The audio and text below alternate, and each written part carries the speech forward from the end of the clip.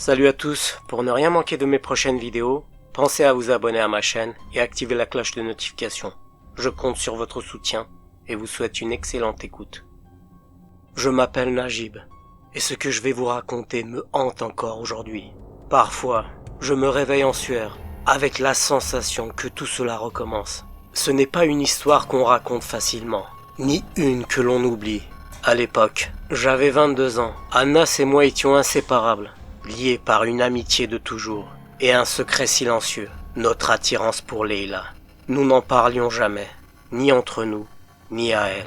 Mais si j'avais su ce que cette obsession allait déclencher, jamais je n'aurais pris ce chemin ce jour-là. Leila était sur le point de réaliser son rêve.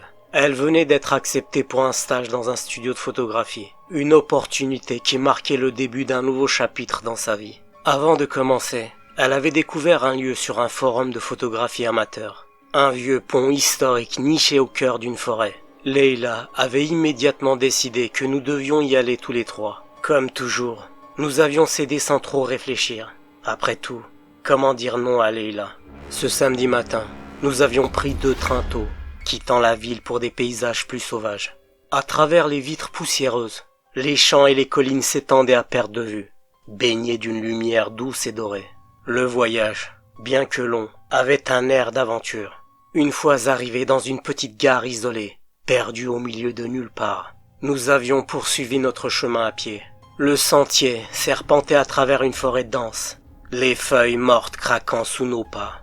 Après environ une demi-heure de marche, nous arrivâmes enfin. Le lieu était aussi beau que Leila nous l'avait décrit en cette fraîche journée d'automne. Le vieux pont apparut alors, majestueux malgré les marques du temps. Ses pierres usées surplombaient une gorge profonde, où un ruisseau scintillait sous les rayons doux du soleil automnal. L'endroit dégageait une aura étrange, presque irréelle, comme figée entre 2 époques. Leila nous devançait, marchant d'un pas décidé, comme si elle connaissait chaque recoin de cet endroit. Pourtant, c'était la première fois qu'elle venait ici. Il y avait quelque chose de surprenant dans la façon dont elle se comportait, comme si ce lieu ne lui était pas totalement inconnu. Anas et moi regardions notre position sur la carte, un peu distraits, pendant que Leila s'extasiait devant le vieux pont, ajustant déjà son appareil photo pour capturer chaque détail.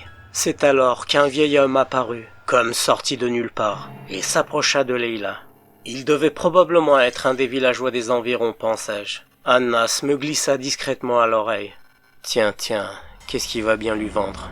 Mais pour ma part, je n'avais pas l'impression qu'il était là pour ça. Il entama une conversation avec Leila, d'un ton calme et sans précipitation. Je n'avais pas entendu le début de leur échange, mais je distinguais clairement le vieil homme répéter en la regardant « ma fille ». Intrigué, je m'approchai d'eux, Anas sur mes talons. Un autre arrivé, nous saluâmes poliment le vieil homme. Sans perdre de temps, Leila en profita pour lui demander s'il connaissait d'autres lieux intéressants à visiter dans les alentours.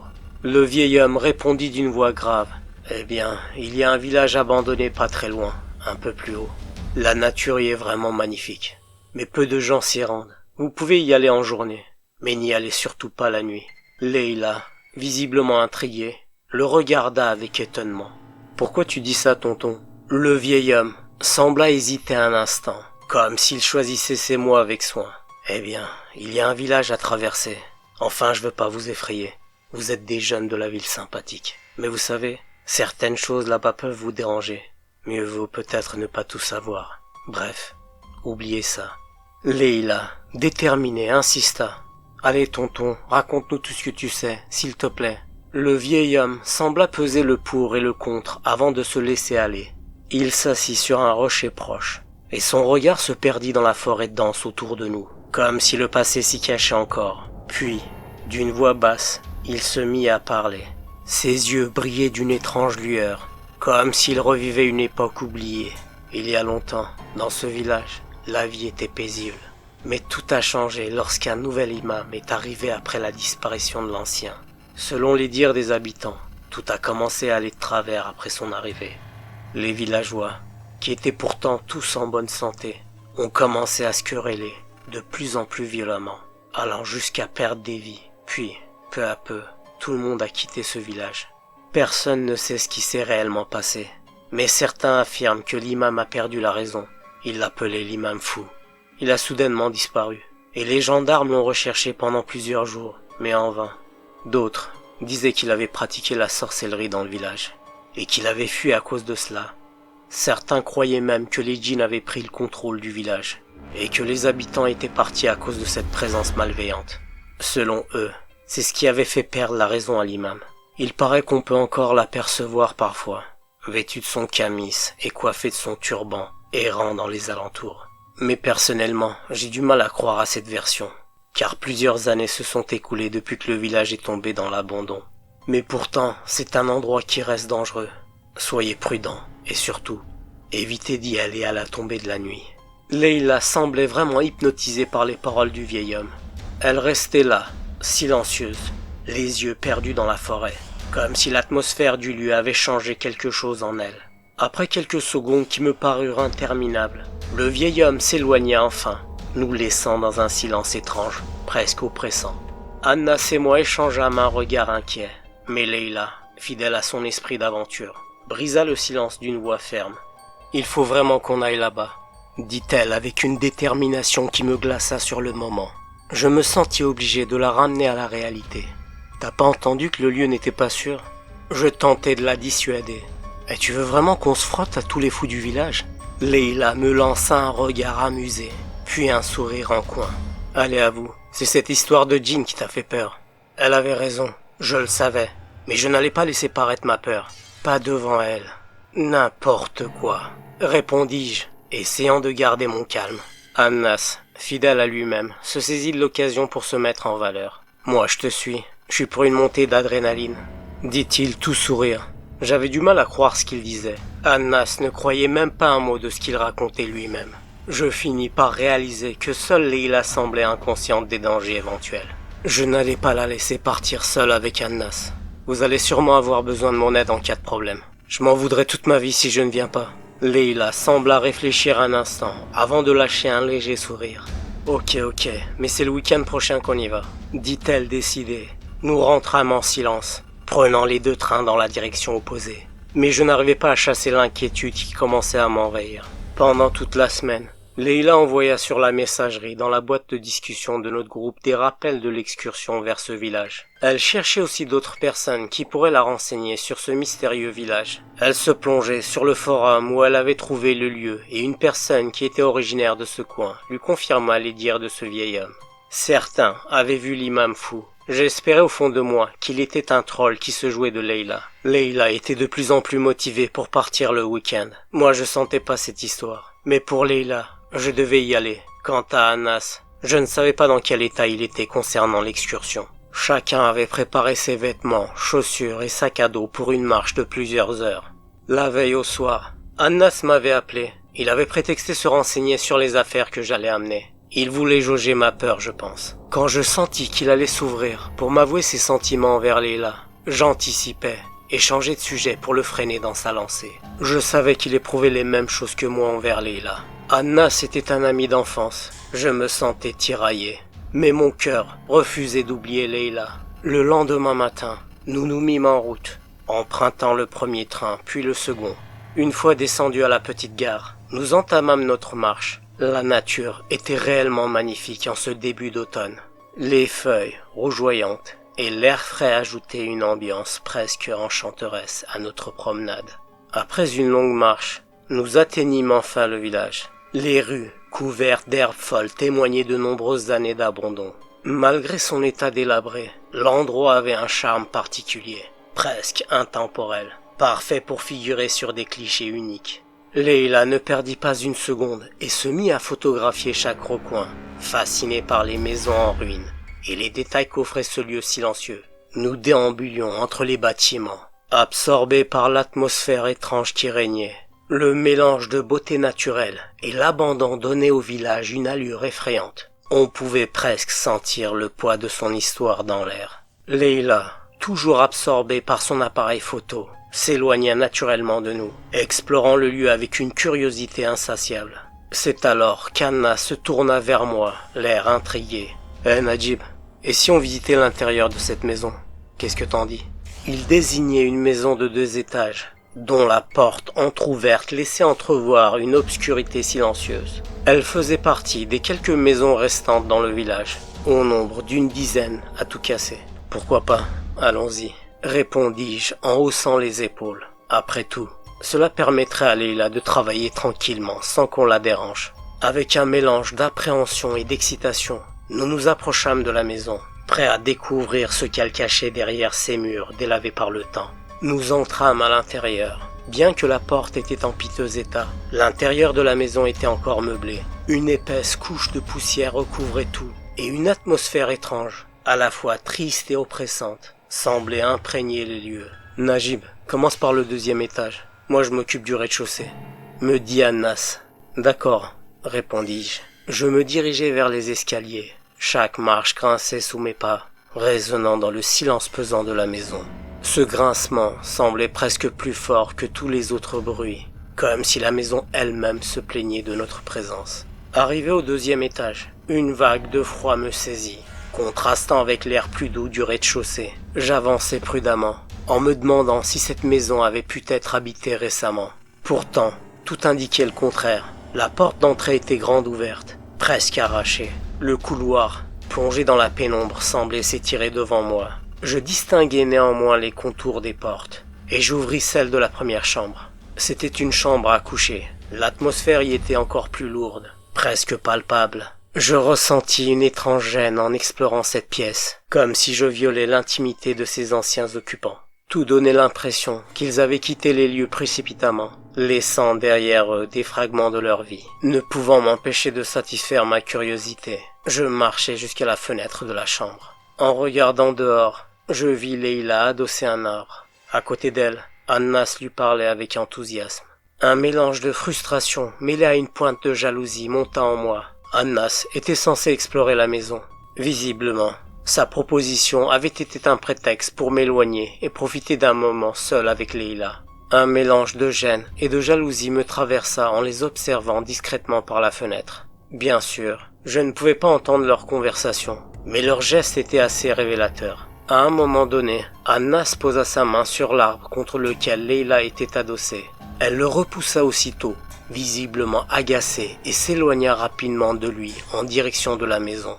Je la suivis du regard, remarquant son air furieux. Anas, quant à lui, se frappa la paume sur le front, secouant la tête d'un air dépité. Puis, sans un mot, il se détourna et se mit à grimper la pente opposée, la tête basse. Un étrange mélange de satisfaction et de pitié m'envahit. D'un côté, j'étais soulagé de le voir repoussé par Leila, mais de l'autre, je ne pouvais m'empêcher d'éprouver un peu de compassion pour lui. Son allure abattue trahissait l'ampleur de sa déception.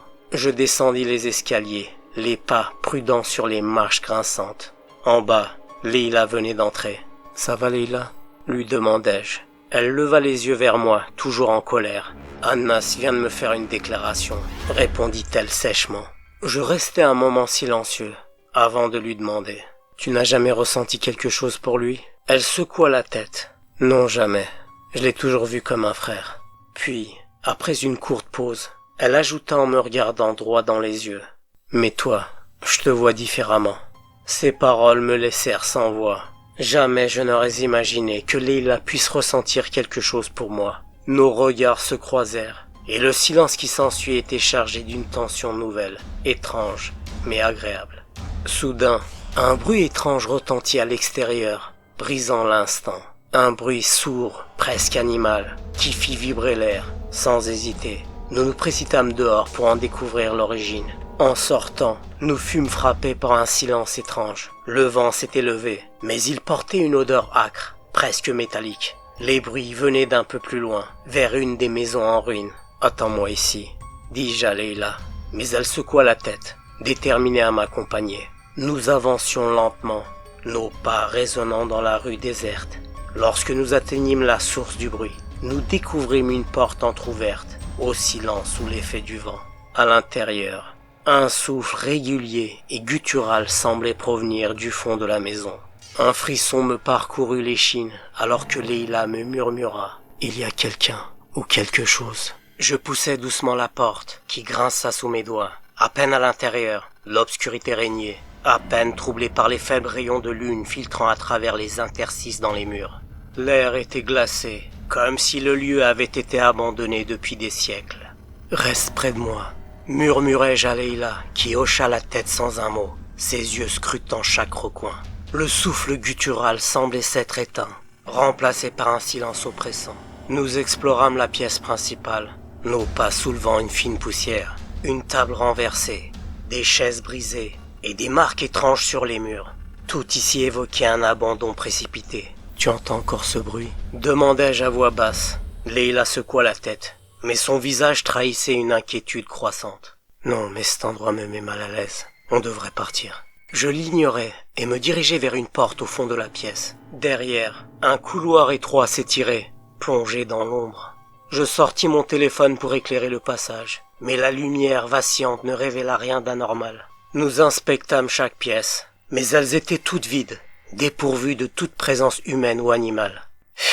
C'est impossible, soufflai-je frustré. Pourtant j'étais sûr d'avoir entendu quelque chose. Nous quittâmes la maison, le cœur lourd. Mais l'inquiétude avait changé de cible. « Et Anas ?» murmura Leila, brisant le silence alors que nous marchions dans la rue déserte.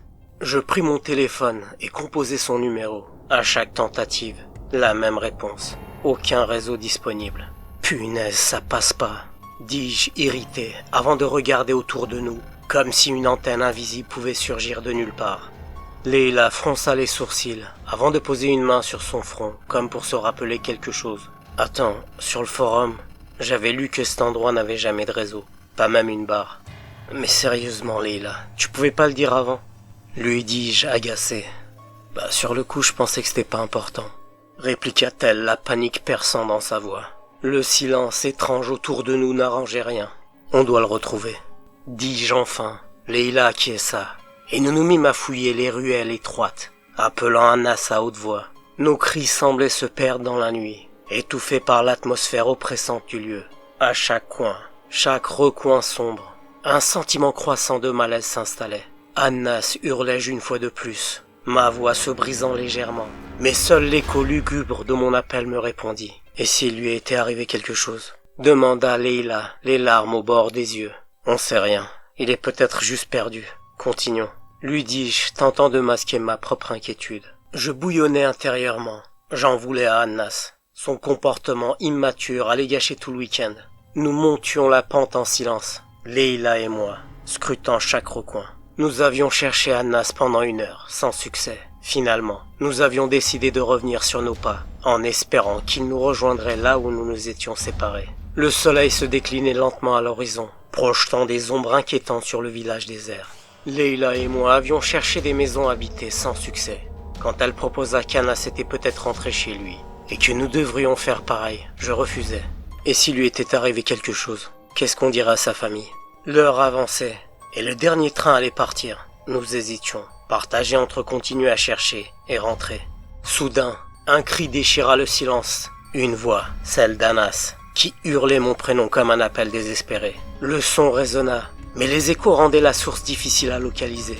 Instinctivement, je courus vers la direction où je l'avais vu partir, suivi de près par une Leila paniquée. « Anas » cria-t-elle, sa voix se mêlant à la mienne. Mais aucune réponse. L'obscurité gagnait peu à peu du terrain.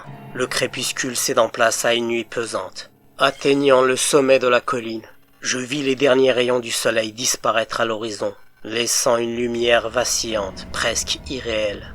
J'avais cru apercevoir un mouvement furtif. Troublé, je demandai à Leila. « T'as vu ça toi aussi ?» Elle me dit oui, d'une voix tremblante, en serrant mon bras avec force. La peur nous avait tous les deux saisis, instinctivement.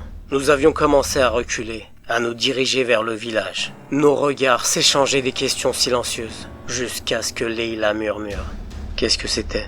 Je n'avais pas de réponse, incapable de décrire ce que j'avais vu. Je bredouillais. Je sais pas. Leila, toujours accrochée à mon bras, avoua. J'ai peur, j'ai vraiment peur. Je veux rentrer chez moi. Arrivé au village, je jetai un dernier regard vers le sommet de la colline. Les mouvements continuaient là-bas. Cette fois, j'aperçus clairement une silhouette, vêtue d'un camis blanc, un livre à la main. Mon cœur s'accéléra, et je tournai la tête vers Leila. Elle chuchota, le visage blême. C'est l'imam fou. Partons d'ici.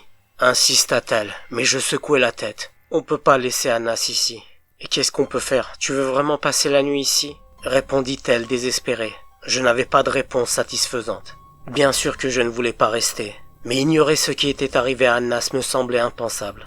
Nous nous arrêtâmes pour reprendre notre calme. C'était à ce moment-là que je m'étais retourné. À travers les arbres, une silhouette descendait lentement la colline. Mon cœur fit un bond. C'était l'imam fou. Il avançait à pas lents, son regard figé dans notre direction. « Cours, Leila !» criai-je, sans hésiter. Nous nous précipitâmes dans les rues du village, tâchant d'effacer nos traces autant que possible. Essoufflés, nous nous arrêtâmes devant une maison qui semblait intacte. Je jetai un coup d'œil à ma montre. 20h45. Le dernier train était à 21h, murmurai-je abattu. Et si on courait, proposa Leila, l'espoir dans la voix. Je secouai la tête. C'est impossible, même en courant sans s'arrêter. On n'y arriverait pas à temps. Je regardais la maison devant nous. Ses volets fermés et son aspect solide me rassurait un peu. Entrons, on allumera un feu et attendra le matin, on n'a pas le choix. Dis-je. Leila hocha la tête, et nous avançâmes vers la porte, toujours remplis d'appréhension. Nous nous mîmes à chercher des branches mortes, tout en essayant de rester aussi discrets que possible. Devant la porte de la maison, nous remarquâmes quelques bûches empilées tout près. La maison, d'un seul étage, semblait intacte. À l'intérieur, les meubles, les tapis, les lits et même un poêle à bois étaient encore à leur place. Comme beaucoup d'autres maisons du village, la porte avait été laissée ouverte. Ne trouvant pas de clé pour verrouiller la porte, je la refermai soigneusement, puis placer une chaise sous la poignée pour la bloquer, tandis que j'allumais un feu dans le poêle. Mes pensées s'embrouillaient. Je ne pouvais m'empêcher de penser à l'imam fou et à Annas. Et si le village était vraiment habité par des djinns? Et si cet imam avait pratiqué des rites de sorcellerie pour les attirer ici? Ces questions tournaient sans cesse dans ma tête. Et s'il s'en prenait à nous? Pourquoi avais-tu fui comme un enfant, Annas? Nous sortîmes de nos sacs à dos les seuls sandwichs qu'il nous restait. Les lits et le canapé étaient en très mauvais état. Alors, nous nous installâmes directement sur le sol. Même si le tapis n'était pas très propre, nous nous adossâmes au mur, jambes allongées sur le tapis. Leila posa sa tête sur mon épaule, murmurant doucement. C'est juste pour me réchauffer. Après un long moment, ses respirations devinrent profondes, me faisant comprendre qu'elle s'était endormie. Je posai alors ma tête contre le mur, prêt à fermer les yeux à mon tour. C'est à ce moment-là que des bruits étranges commencèrent à se faire entendre. Dans le rêve, j'entendis la voix d'Annas m'appeler au loin. En me rapprochant, je le vis là, immobile. Quand il se tourna vers moi, son visage se transforma, sa peau devint grisâtre, ses yeux disparurent, ne laissant qu'un vide noir. Le sol sous mes pieds se fissura et un gouffre s'ouvrit. Une main surgit des ténèbres, m'agrippant à la cheville, me tirant vers le vide. Je me réveillai en sursaut, le cœur battant. Je m'étais débattu pour sortir de ce rêve, et Leila se réveilla. « Qu'est-ce qu'il y a ?» me demanda-t-elle. « J'ai fait un cauchemar terrible, » lui dis-je. Je calmai ma respiration. Mais soudain, nous entendîmes des voix venant de l'extérieur. Nous nous levâmes tous les deux discrètement pour regarder à travers la fenêtre. J'aperçus une dizaine de personnes dehors. Elles nous regardaient fixement. « Qui sont-ils » demanda Leila. Je me mis à réfléchir. C'était eux. Ils ne bougeaient pas de place. Puis subitement, ils disparurent. Leila se serra fortement contre moi. « Qu'est-ce qu'on va faire ?»« Je sais pas. Le lieu a l'air sûr. Ils ne sont pas entrés. » Lui répondis-je. C'est alors que la porte fut violemment enfoncée dans un grand fracas, faisant tomber la chaise qui la calait. « Viens, suis-moi » dis-je en attrapant Leila par le bras. Je l'entraînai vers la fenêtre. Je l'ouvris. « Allez, saute par là » lui ordonnai-je. La fenêtre était légèrement haute du sol, mais sous l'effet de la peur, elle sauta sans hésiter. Je fis de même, et nous nous mîmes à courir ensemble. Je lui tenais fermement la main. Les bruits de pas nous précédaient dans l'obscurité. Nous grimpions vers le sommet de la colline. Les sons s'intensifiaient, des murmures étranges, accompagnés de légers tintements, comme ceux des petites cloches accrochées au troupeau. Leila trébucha. Je m'arrêtai pour l'aider à se relever. Soudain, nous fûmes encerclés par une dizaine de silhouettes translucides. Je n'arrivais pas à distinguer leur genre, mais ils étaient vêtus de longs habits, et leurs têtes étaient couvertes. Leila se mit à crier. Je sentais ma raison vaciller, mais je m'efforçais de garder mon sang-froid. Ces choses étaient-elles réellement des djinns? Elle restait immobile, ce qui me fit penser qu'elle cherchait simplement à nous effrayer et à nous pousser à fuir. Je scrutais autour de nous, désespéré, cherchant une faille pour quitter cet endroit maudit. Je relevai Leila et courus entre deux de ses silhouettes. Je pense qu'elle ne nous avait pas frôlés. Leila pleurait, lançant des regards affolés par-dessus son épaule. « Ne te retourne pas, cours Leila !» lui disais-je. Soudain, quelqu'un se dressa au milieu de notre chemin. Je m'arrêtai net. Cette silhouette, elle ressemblait à Annas. Il avançait lentement vers nous. « Annas, c'est toi ?» lançai-je de loin, mais il ne répondit pas. « Annas, réponds, ne nous fais pas peur !» Toujours silencieux, il continuait de marcher, lentement, comme un zombie. Il semblait ne plus être lui-même, ses mouvements maladroits et mécaniques. « Ressaisis-toi !» criai-je en m'approchant. Il leva enfin la tête et planta son regard dans le mien. Ses yeux reflétaient une sorte de choc inexplicable. Je le secouai dans l'espoir de le ramener à la réalité. « C'est moi, Annas, réveille-toi !» Je l'attrapai par le bras. De ma main gauche, je tenais Leila. De la droite, je soutenais Annas. Il avançait difficilement, comme si chaque pas lui coûtait un effort surhumain. Malgré tout, je continuais de progresser dans cette forêt sombre.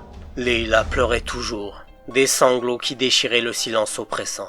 Les bruits de pas derrière nous semblaient se rapprocher inexorablement. Ma nervosité atteignit son paroxysme, mais, soudain, ces bruits cessèrent, plongeant les lieux dans un silence assourdissant. Annas s'arrêta net, figé sur place. « Allez Annas, avance, ne t'arrête pas !» lui dis-je d'une voix tendue, mais il ne bougea pas. Il leva alors la tête vers le ciel et poussa un cri déchirant. « Arrête de crier, ils vont nous repérer !» Le suppliai-je, il ne m'écoutait pas. Leila, accroupie, se tenait les oreilles pour bloquer le hurlement d'Annas. Puis, à son tour, elle se mit à crier, ses cris résonnant dans la nuit comme un écho à ceux d'Annas. C'est alors qu'elles réapparurent, ces choses translucides. Elles nous encerclèrent de nouveau. Le cercle se resserrait lentement autour de nous. Je me sentais à bout, la fatigue, le désespoir et la peur se mêlaient en moi, jusqu'à ce que je m'effondre. Dans un mélange de rage et de terreur, je criais à mon tour. Il est difficile de décrire précisément ce que je ressentais à cet instant. Une panique indescriptible, une solitude écrasante. Seuls ceux qui ont vécu ce genre d'événement peuvent réellement comprendre l'horreur que j'éprouvais.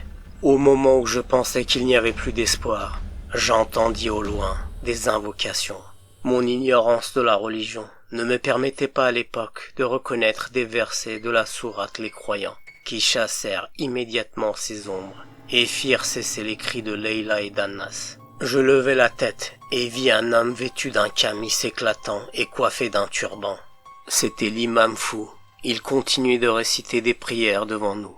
Je pense que c'était les sourates An-Nas, Al-Falaq et Ayat al-Kursi. Comment pouvait-il rôder encore ici, dans ce village abandonné depuis des années? Ses vêtements blancs brillaient d'une lumière presque irréelle. Ses cheveux et sa barbe blanchis par l'âge encadraient un visage empreint de sagesse et de sérénité. Quand il eut terminé ses prières, An-Nas murmura mon nom.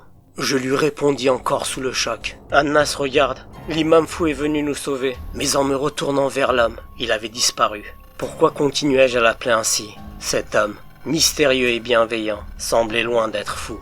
Pris d'un étrange sentiment de gratitude, mêlé à l'incompréhension, je l'appelai à plusieurs reprises. « Honorable imam, où êtes-vous » Aucune réponse. Nous restâmes tous les trois assis un moment, encore tremblants de peur. Leila regardait autour d'elle, comme pour s'assurer que nous n'étions plus en danger. Enfin, nous nous levâmes et reprîmes notre marche, avançant lentement, bras dessus, bras dessous. An-Nas restait silencieux, l'esprit ailleurs. Quant à moi, j'avais l'étrange certitude que l'imam nous suivait à distance, se cachant parmi les arbres. Bien que je refusais désormais de le considérer comme un fou, son aura énigmatique ajoutait à sa bienveillance un mystère troublant. Finalement, nous atteignîmes la gare. La peur était encore visible sur nos visages. La gare, presque désertique, semblait figée dans un silence oppressant. « Aidez-nous, notre ami ne va pas bien !» criai-je à haute voix, mais personne ne s'approchait de nous. Finalement, un homme s'avança. C'était le chef de gare. Il nous regarda avec inquiétude et demanda « Qu'est-ce qui se passe, les jeunes ?» Je lui répondis paniqué. « Notre ami, il n'est plus lui-même. »« Suivez-moi, dit-il. » Il nous conduisit jusqu'à sa voiture et nous emmena à l'hôpital. Pendant le trajet, il nous demanda « Vous faisiez quoi ici, les jeunes? On était venus visiter un village abandonné, mais on a été effrayés par des choses. Il hocha la tête et demanda presque comme s'il connaissait déjà la réponse. Vous avez vu l'imam fou, c'est ça? Je me tournai vers lui, surpris. Comment vous le savez? C'est lui qui nous a sauvés. Le chef de gare sourit doucement et dit: ce saint homme protège ces lieux par la grâce du Tout-Puissant depuis des années. Qu'il soit béni pour ses actes, Inch'Allah. Il a été accusé à tort. Intrigué, je lui demandai: comment savez-vous tout ça? Il me répondit simplement: parce qu'il m'a protégé aussi. Ces paroles, chargées de mystère, me laissèrent sans voix. Lorsque nous arrivâmes à l'hôpital, il s'arrêta devant l'entrée et nous tendit une carte avec son numéro de téléphone. Appelez-moi si vous avez besoin d'aide, ajouta-t-il avant de repartir. Annas fut immédiatement pris en charge par les médecins. Leila et moi étions soulagés, mais l'état d'Annas restait inquiétant. Il n'était toujours pas lui-même. Son regard vide et son silence pesant nous glaçaient le cœur. Le soir même, nos parents arrivèrent à l'hôpital, inquiets et pressés de comprendre ce qui s'était passé. Mais même en leur présence, Annas semblait prisonnier de quelque chose que nous ne pouvions expliquer. Les médecins nous expliquaient qu'Annas était en état de choc profond, incapable de parler. Ce mutisme, réaction au traumatisme, pourrait durer un temps indéterminé. Le médecin recommanda de le garder en observation, précisant que son état nécessitait repos et suivi. Je regardais Annas, immobile sur le lit, son silence pesant comme un mur infranchissable. Chacun partit de son côté avec sa famille. Quelques jours plus tard, je téléphonais à Leila, mais elle ne répondait pas. J'appelais aussi Annas, mais lui non plus ne décrochait pas. Un jour, le père d'Annas répondit au téléphone et m'expliqua que son fils avait été interné à l'hôpital psychiatrique. Il en était sorti, mais son état n'avait pas changé. Personne ne comprenait ce qui l'avait mis dans cet état, ni ce qu'il avait vu ou vécu. Notre amitié prit fin. Quelques mois plus tard, ma famille déménagea. Je décidai alors d'appeler le chef de gare. J'avais besoin d'en savoir plus sur cet imam et le village abandonné. Il se mit à me raconter tout ce qu'il savait et ce qu'il avait vécu. Il était né dans ce village. Maintenant, je vais vous raconter ce qu'il m'a dit, comme si c'était mon histoire. Après avoir perdu ses biens en jouant à des parties de cartes truquées par ceux qui se disaient ses amis, mon père avait fait appel à la sorcellerie pour punir ceux qui l'avaient ruiné, attirant ainsi les djinns. Le nouveau imam sortait la nuit, marchait à travers la colline et la forêt. C'est spécialement pour cette raison que les villageois lui avaient donné le surnom d'imam fou. En fait, l'imam tentait d'éteindre le feu du péché allumé par mon père. Ce nouvel imam ne faisait que prier et diriger les prières à la mosquée. Il parlait peu, il était un peu enfermé. Pendant ce temps, les animaux des fermes disparaissaient et des incendies se déclenchaient. Un jour, les habitants se rassemblèrent au café, mécontents depuis l'arrivée du nouvel imam. Ce type est fou, il sort tard la nuit et crie en priant, disait-il. Mon père, de peur que tout soit découvert, lança: il a peut-être fait de la sorcellerie, c'est pour ça que tout va de travers. Juste à ce moment-là, l'imam entra dans le café, mais tout le monde se tut. Puis, il quitta le café sans dire un mot. Mon père tentait de faire porter le péché sur l'imam. Ma mère avait appris ce qui s'était passé. Elle se disputa avec mon père. Une nuit, l'imam était dehors. Il appelait à l'aide, mais personne ne sortait. Au matin, il avait disparu. Il n'était plus chez lui. Lorsque les villageois furent attaqués par des entités démoniaques, mon père fut retrouvé sans vie dans la colline. Personne ne savait la cause de sa mort. L'imam n'était pas là pour diriger la prière funéraire. Des villageois commencèrent à quitter le village. La moitié des habitants avaient quitté le village. Un jour, j'avais aperçu ma mère à la lisière de la forêt. Elle se tourna vers moi avant d'entrer dans la forêt. Je l'appelai, mais elle continuait à s'enfoncer dans la forêt. J'accélérai pour la rattraper. Une fois à l'intérieur de la forêt, j'essayais de suivre ma mère. Je distinguais ses mouvements à travers les arbres. Je l'appelais à plusieurs reprises, mais c'était comme si elle ne m'entendait pas. Après un long moment, le soleil se couchait de plus en plus. J'entendais des murmures. Je ne voyais plus ma mère. Je commençais à pleurer. Des ombres se déplaçaient autour de moi. Puis ces choses s'approchèrent. Soudain, elles disparurent à travers les arbres. Et l'imam apparut. Il me releva et prit la main et me dit: « Viens avec moi, je vais t'amener chez toi. » Je lui demandai ce que c'étaient ces choses. Il me répondit: « Je t'expliquerai ça quand tu seras plus grand. » Arrivé chez moi, ma mère sortit en pleurant. Je n'ai jamais su pourquoi elle pleurait. L'imam dit à ma mère: « Venez chez moi, restez toute la nuit et ne sortez surtout pas. » Au matin, tous les villageois avaient quitté le village. Ma mère et moi fîmes de même. Nous allâmes nous installer en ville. Le chef de gare avait fini de me raconter tout ce qu'il avait vécu. Quant à moi, je n'ai jamais cherché à avoir des nouvelles d'Annas et de Leila. Je leur souhaite sincèrement du bien, où qu'ils soient. Leila se sentait sans doute fautive de nous avoir conduits là-bas. Mais je ne lui en veux pas. Comment pouvait-elle savoir ce qui allait se passer? La vie nous enseigne souvent des leçons inattendues. Mais c'est dans l'humilité et la sagesse que nous devons chercher la paix. De mon côté, je me suis consacré à approfondir mes connaissances de la religion et à pratiquer mes prières avec plus de rigueur. La foi n'est pas seulement un acte de croyance, mais un cheminement vers une quête de vérité. La vie nous réserve parfois des épreuves que nous ne pouvons comprendre immédiatement. Mais elles sont là pour nous purifier, pour nous aider à grandir. Et c'est dans cette croissance spirituelle que réside la véritable force. Voilà, c'est la fin de l'histoire. Merci de l'avoir écoutée, j'espère qu'elle vous a plu. N'oubliez pas de vous abonner à ma chaîne et d'activer la cloche de notification pour ne pas rater mes prochaines vidéos. Vous pouvez aussi liker la vidéo afin de me soutenir et laisser un commentaire pour me faire part de votre ressenti. Prenez soin de vous et à la prochaine.